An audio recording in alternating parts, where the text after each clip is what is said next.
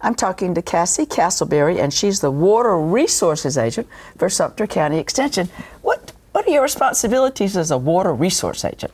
So that was a good question that I had when I first started this job, but understanding that I am the education kind of liaison between our stormwater people here in the city and the county and the community. So we really want to provide materials, workshops, and information about stormwater runoff and why we have it in our community and why it's important.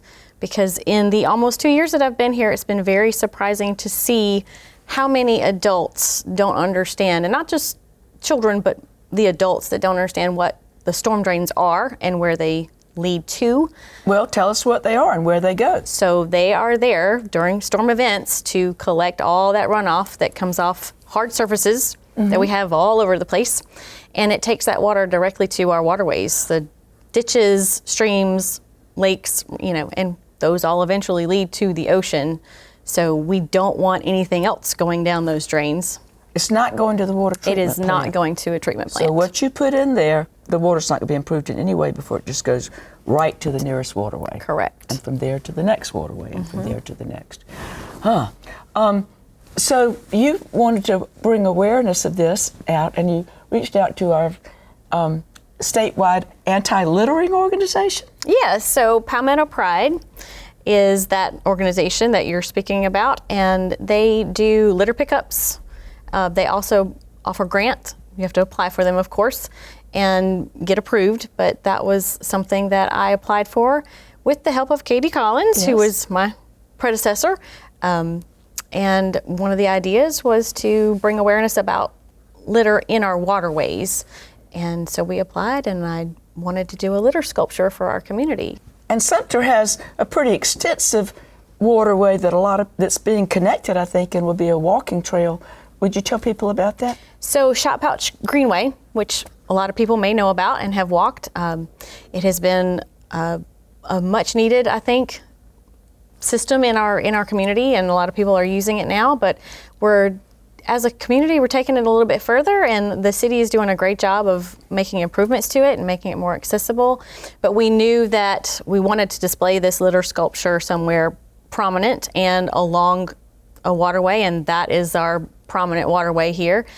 And so with the help of Kyle Kelly in city planning, he got us approved to have the litter sculpture to have its final resting spot at that park. Well, how did this litter sculpture come about? Who helped you with it? Well, I just had the idea, and I went to Axel Reese at Central Carolina Technical College. Yes. He is over the welding department. Ah. And I knew that he and his students had done other projects in the community. And when I first asked him about it, he said, what is a litter sculpture?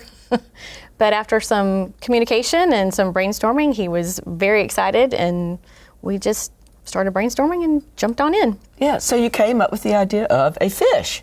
He knew that I wanted something aquatic, and I wanted his students involved in the design process, and they came up with this brim and the design, and we just went Which ahead. a lot of them have probably fished for. Exactly.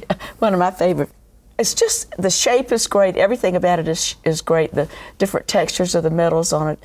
He and his students cut every one of those scales. Oh, the students were involved. And welded all of that, and the tree trunk part of it on the bottom was actually a design element that the students came up with, and it's amazing. And then I had some help with another professor at Central Carolina Technical College, Lisa Callahan, who's also an artist. I needed her help with mixing the paint colors, and it had to be automotive paint, so she and I got together there at the end and spent quite a few hours mixing paint and colors and getting it right and making it look sort of close to what it would look like. Well, it's two-sided. I mean, and it's big. That was a lot of standing on a ladder and painting. Yes, it was. What size is it? It is about 9 feet by 11 feet, so 9 feet tall by 11 feet long. How about It's that? pretty big. And then, although it's been painted with automobile paint, which is supposed to be weather resistant and all, I think you even took it a step further. We did, because it's going to be outside all the time. So we had another local person, William Sumter. He typically does cars and things like that. So when I approached him about clear coating this fish, he was very intrigued, but he was also very excited to add this to his list of things that he has done, and he did a great job. It looks like it just swam out of the water. It's so shiny. Just swam out of the water. Love that. And I just think it's a wonderful way to approach people with a reminder of what happens with litter. If all of us would pick up a couple of pieces of litter a day, it's not just somebody who's got that as his designated job. Right. Which I do in my life, and I think Palmetto Pride encourages everybody to pick up a little bit of litter every day. Yes, Yeah. Because it's our community. It's everyone's problem. It's not just one person's problem. Yeah. And even blowing, I see people blowing their leaf litter and all into the road, and I believe that can have a negative impact as well. It absolutely can, and I would love for more people to be aware of that, and your grass clippings and your leaf litter.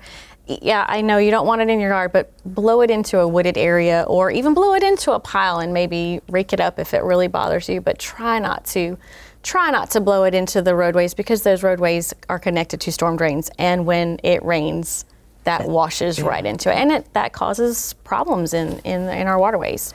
And we just live in such a beautiful state. I think it behooves all of us to take care of our beautiful South Carolina. Thanks for coming and telling us about this. Thanks for having me.